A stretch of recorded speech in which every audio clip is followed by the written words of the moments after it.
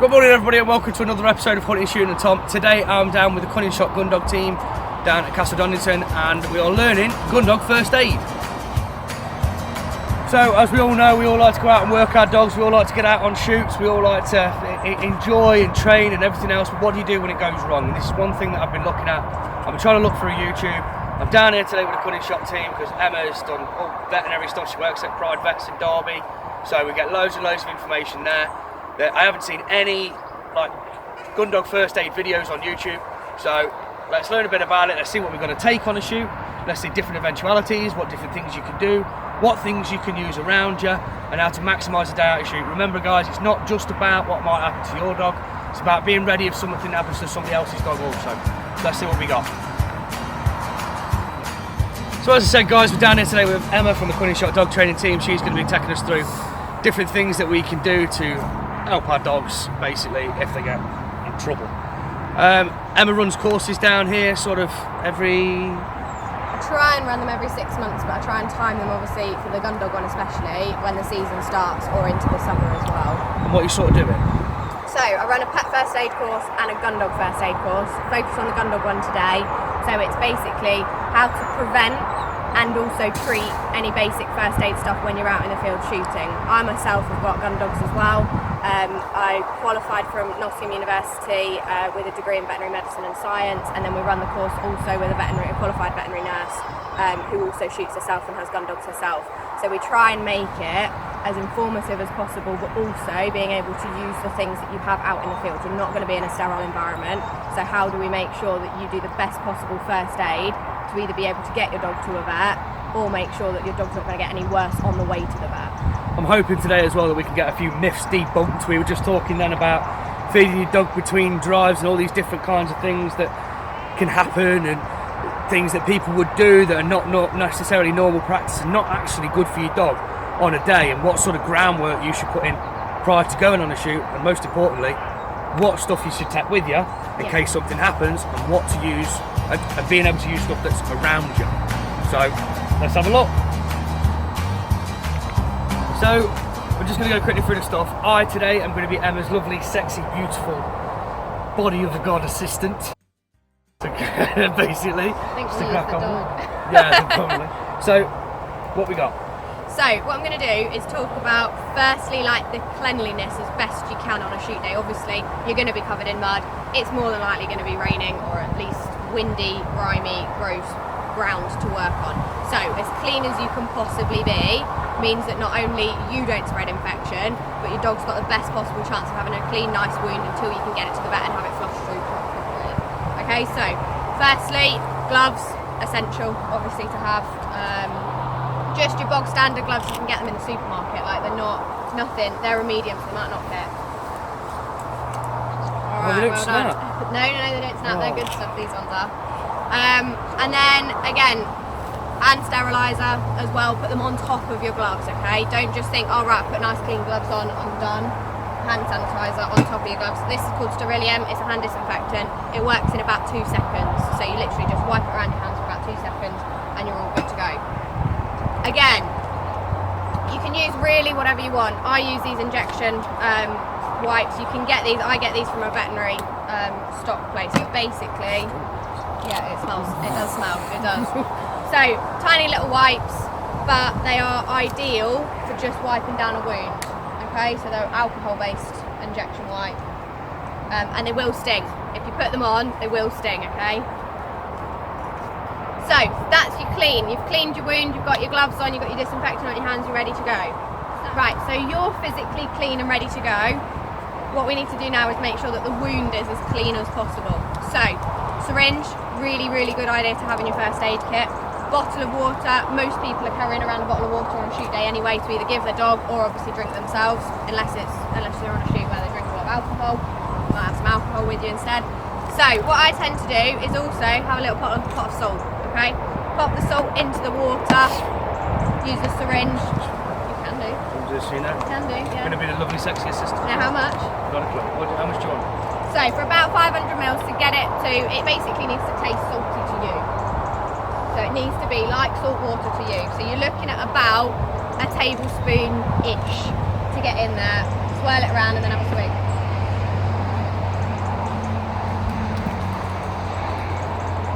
like a cocktail maker.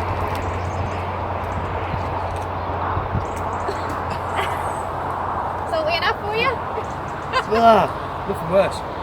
So, once you got your nice salty water, obviously, don't drink from it again. This is for the dog from now on. Yeah. And you just want to make sure that your syringe goes in, you want to pull a nice amount out, and you're literally just flushing as quick as possible. Just at the dog. into the wound. You want to be going from the top point down the wound so it drains down the leg. There's no point lifting your leg up and going up against the wound, because as soon as you put the leg back down, all of that bacteria that you've swished from the top will come down. You want it to come down. You don't want it to be going back up into the wound. How do you know when it's clean?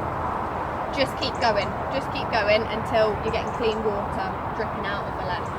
Oh, so like if it's been muddy and all the rest of it, it'll be brown, won't it? And then as it starts to clean, you'll still get like a bit of red if there's blood there. Yeah. You'll get your I mean, to be honest, this is first aid as well, don't forget. This is not getting it sterile enough so that you can staple it up or stitch it back up together. We're not teaching you to stitch in the field. That's not what first aid is. First aid is so that you can get your dog to a vet and you've done the initial cleaning of a product, and that's what you want to be doing. Is you want to be making sure that this is clean enough so that then you can move on to bandaging. You can bandage this leg up so it doesn't get any more infection into that wound, and it can start its first intention healing, because that's what happens is the first time you get a wound, your first 4 hours maybe is going to be your primary intention healing. That wound is going to start to close from the minute it's had trauma, and you want to make sure that that is clean as possible so that when it heals it doesn't seal anything into the wound. Oh, so it tried this quite quickly? Yeah, it starts straight away. The wound, as soon as you've got trauma on your skin, it starts to heal. That's why it bleeds first, it scabs over. That's your healing process. Scabs can form in about 20 minutes, can't they? Yeah. Really? Because your body starts to stop the bleeding straight away. Obviously, this is small wounds we're talking about here. Your big arterial bleeds we'll move on to later and things like that. If they cut, if they slash their legs open on barbed wire and stuff, you're going to get a little bit more trauma. Yeah, one of the things that people say on Instagram as well for later was dogs jumping barbed wire fences and squashing up the bellies and that sort of. So I suppose that using stuff like this. Yeah, that just keeps it clean so it can start its healing process itself. So you've cleaned your wound and you're ready to go. What you need is a base layer. This goes on top, straight on top of the wound. We'll have a look at this when we do a demo with a dog later on as well, of how to put it on, what way to put it around and all of that kind of stuff. This literally just makes sure that nothing else nasty can get into this wound. So it's just like a flat plaster almost, it's not sticky. Just lays over the wound and then you can start going with your bandage, okay? So, bandage, this is called soffban. It's basically like a round of cotton wool, all right? So I'll open this one for you. So it's not overly tense, I can pull bits of it off. It's not that strong, but it just gives you that protective initial layer that's not going to cause any more damage. It's not going to rub on the skin. So you It's put nice that straight and soft. on the wound, straight over the top. So it literally will wrap. This is where your bandage starts to come in. So it'll start to wrap around your bandage. Okay. This one is not the one you want to be using for your tension. This is literally just your base layer that goes around, just tear, wouldn't it? and more likely just seals this in basically. Okay, so it just seals that in. So that's your soft band there.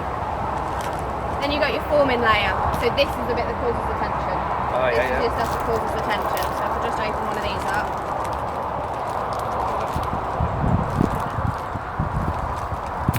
So this, like I say, causes all your tension. This again goes around, and we'll talk about tension when we start bandaging the dog up later. It's like my nan's net curtains. Yeah, it's basically like a net. This is where you're going to need a knife or some scissors to cut this stuff, because ripping it's quite difficult because it's meant to be strong. Yeah. And this forms a whole layer of your leg, basically, when you start bandaging. That's where you want all your tension nice and neat all the way through, and the same tension all the way up, otherwise you can cause more damage. But we'll talk about that when we do the demo later. Then, your last layer is just some vet wrap, basically. Lots of people use vet wrap. I won't open that, I'll open this one. So, vet wrap again. What you want to be doing is making sure that you stretch, then wrap. Okay, so you're not stretching and wrapping at the same time. You want nice even tension, so when it sticks to the leg, you want to stretch, then wrap, stretch, then wrap. Nice thing about this is you can actually reuse it as well. So it rolls all the way nicely back up, sticks to itself. Self-adhesive. Exactly, self-adhesive. There we go. The word of the day. Word of the day, self-adhesive. I got a headache. And again, this is really, really nice. You can just rip it off as well, so you don't need to worry about getting anything in there. I used to use this stuff all the time. I know people as well, like, if you like your camo stuff, if you go on eBay, you can actually pick this up in camo pattern. Yeah, and so different colours as well for your ladies. For your ladies, you can get it in pink camo as well. So with vet wrap as well, if you get one, actually, it's probably good to get camo ones or ones with my fancy sharks on them, because you can see the tension, because the picture gets wider and narrower, so you can make sure that you're getting the right and correct tension and the same tension all the way up your leg. That's a good little trick. Alright, so tape. I don't really use a lot of tape in my bandaging, because the way I'm going to teach you to bandage means that it should stay on. You go above the next joint so that it stays on. So if I imagine my cut's here, if I start bandaging from my wrist upwards, that's going to slide down if I'm down on the floor. If I go above my elbow, that's going to stop it sliding down. Yep. So you're above the joint that the wound is on, and that can stop the whole bandage sliding down, which means you shouldn't have to put tape at the bottom, tape at the top. Tape at the bottom, tape at the top, again, causes a different type of tension to the whole of that bandage, causing a pressure build-up in either above or below, making sure that the blood, you want to basically have all the circulation going all the way through the leg, even with the injury. This will all come more apparent in a second when we are doing it on the dog.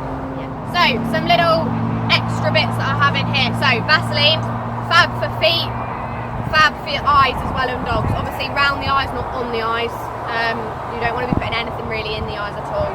So, round your eyes, that just makes sure as soon as they go through a thorn bush, all of that stuff is just going to attach to the Vaseline and just wipe away. It's not going to go right into the skin. Feet as well, we talked about stinging nettles. I think somebody on Instagram said about stinging nettles. The dog won't touch stinging nettles, won't go into stinging nettles anymore. Training is another good thing for that. So, road walks, concrete walks, which is I think was what you said in the video as well. But also your Vaseline, cover them over the feet before they go to work, and hopefully that will mean that again the stinging nettles won't actually make contact with the skin, they'll make contact with the Vaseline instead. Another thing, again, Piriton.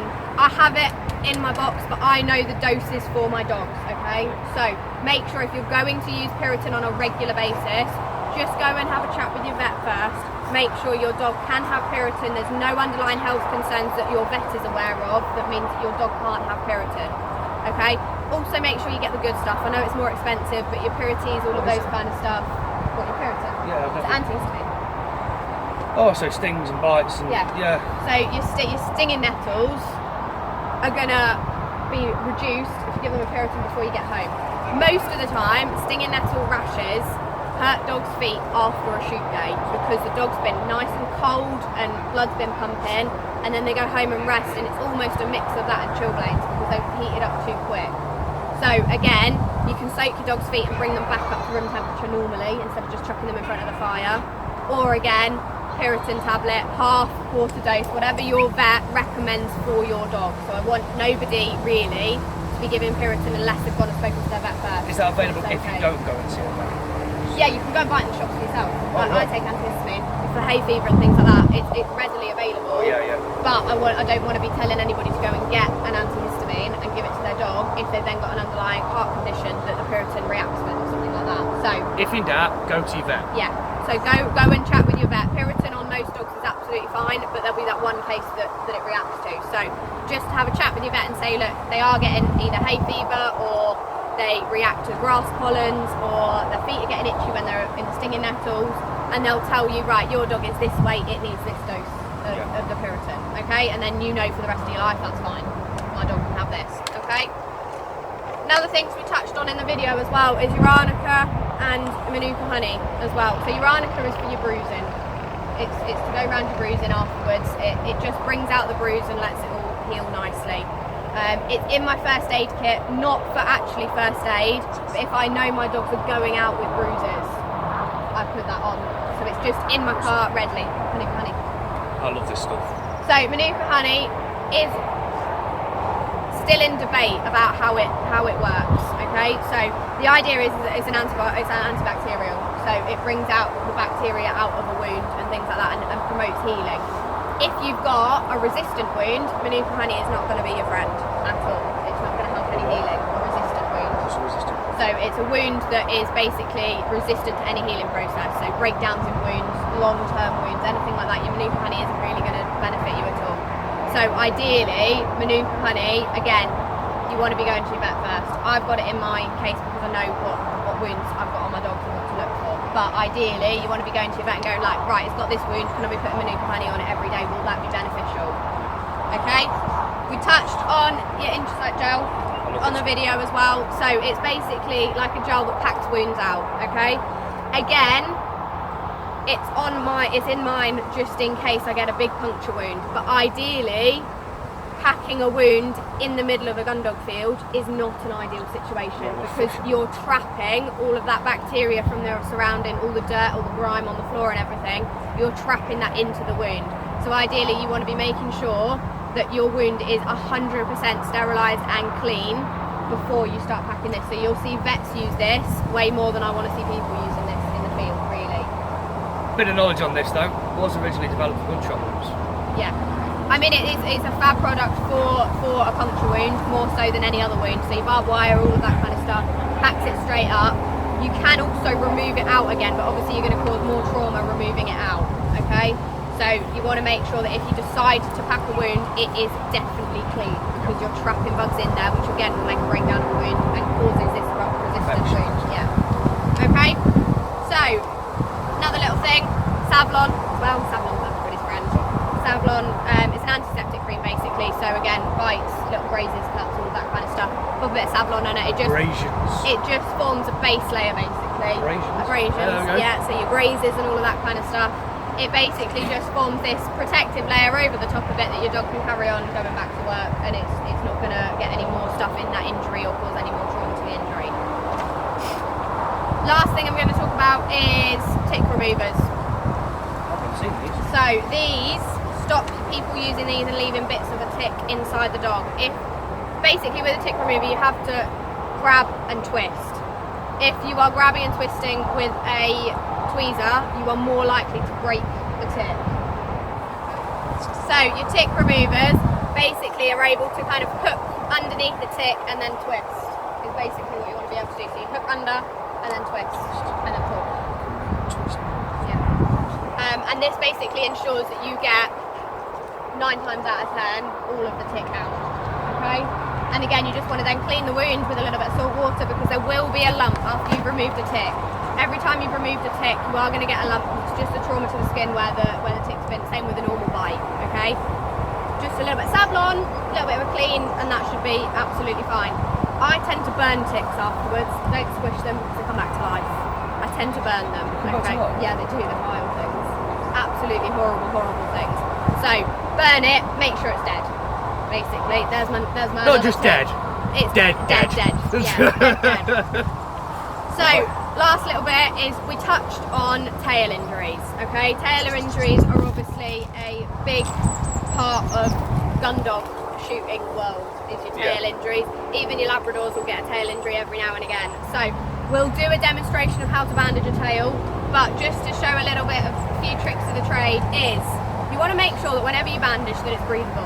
Okay, so the wound can get access to oxygen and start its healing process. So, but again, you don't want it damaged any more than it already is.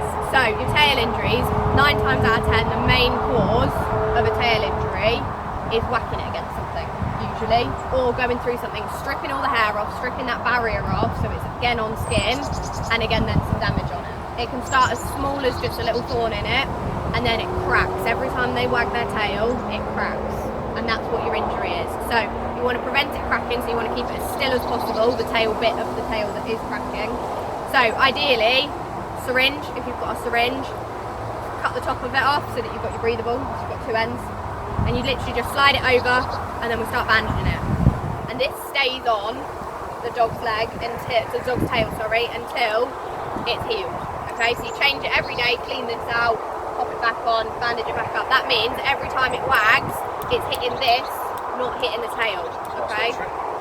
Again, out in the field, ideally you want this for a long-term tail injury basis. Out in the field, you might not have a 60mm syringe out with you. So what we tend to use is cartridges. So again, 20 bore, not really an ideal size for most Labrador tails. Some Labrador tails, again, are a little bit too thick for this, so use what you've got, but your tail injuries with cartridges are fab. Again, cut both ends off once you've shot it, obviously. Not before. Not before. Yeah, don't do that before. cut both ends off, and again, literally just slide it over. But you can see, obviously, a 20 bore doesn't even fit over my index finger, so you're unlikely to be able to get a tail in that. Okay. And again, make sure that obviously you clean it out before you put it over the dog's tail, because we want to try and keep it as clean as possible. But again, this is your short-term thing, and that's what we're talking about in the field. It's your short-term thing to be able to either get them home and treat it at home, or get it to a vet and get the vet to treat it at the vets as well. If you're not comfortable with any injuries at all, please just take them to the vet, okay? It's going to be, what, 30 quid for a consult fee and a little bit probably of antibiotics, but it puts your mind at rest that your dog's that's been seen by a vet, and you know everything you've done was, yes, right, but it also just needed a quick check by the vet as well. Remember, if in doubt, take them to the vet. But obviously, the most important thing here is being able to essentially save the dog's life or stop other problems. Septicemia can set in like that, can't it? There's so many different things that can happen to dogs that just come across in seconds that you wouldn't think would happen. So having a kit like this, you'd be ready for anything. Basically what we're trying to do is help the vet out. Ideally, you want to go and see a vet as soon as your dog's had an injury, because you want peace of mind that your dog's going to be okay. But until you get to that point, shoots are in the middle of nowhere, normally, aren't they? They are in the middle of nowhere. They're certainly not going to airlift your dog. Exactly. So you want to make sure that you are able to get the injury to as stable position as possible to help that vet out. If you take them with a muddy dog leg that's been there for 2.5 hours, they've got a hell of a job to try and get that leg clean to even start looking at the injury and what to do next with it. But you've seen it a million times. Exactly. So anybody that can do just a tiny bit of help for your vet, you're just helping your dog and you're helping your vet out primarily. Right, so last little bit of the first aid kit is obviously everybody's got Valentine string on them because they're going to tie their birds up with them. String can be fab. It can provide a tourniquet, which is one of the main things we're going to look at a little bit later. So for your arterial bleeds that are bleeding out, you want to make sure that you're isolating that bleed and cutting it off. So again, how you would normally tie your birds with the big loop, you basically just tighten that round the leg and then tie this off, so that it just stops the bleed as much as possible, and then you bandage it up, then you get them to the vet ASAP. That's going to be your main emergency with an arterial bleed, as they need to be at the vet very, very quickly. You need to be ringing ahead and making sure that your vet is prepared for an arterial bleed injury. Okay, so that's one of the main things you need to do with an arterial bleed, is make sure you are ringing your vet, because it might need a blood transfusion, and the vet needs to be able to put that in place, either get another dog in to give that transfusion straight away, or be ringing the pet blood bank and making sure that there is a blood donor coming over, or a package of blood coming over, and make sure that it's meeting you at the vet's basically. There's no point in having your toe down. There's no point in having your toe down to get there if the vet's not ready. Exactly. So, and again, with most of these injuries as well, ring your vet. If it's out of hours, still ring your vet. Make sure that they're prepared for what is coming in. Okay. Sweet. So that was the end of the first part for the cutting shot first aid course. Bit of a snippet on there. Obviously got the courses coming up soon.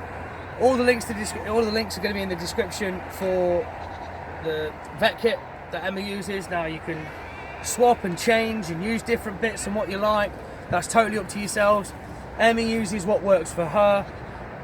You are fairly qualified. You know what you're doing. Yeah, I mean, I've been doing first aid a long time. I did it all the way through uni as well. And that kit works for me. I know exactly what's in there and I know exactly how to use it. So if you do go and get a kit from wherever you get it from, just make sure that everything in there you know how to use. That's the best tip I can give, is that you know how to use it. You've either been on a course and you've come and got a little first aid kit from me, or you've been on another course and gone and got it from somewhere, or you buy it online, but just make sure that everything in there you know how to use. Guys, remember, like, subscribe, get on Facebook, get on Instagram, we're both on there.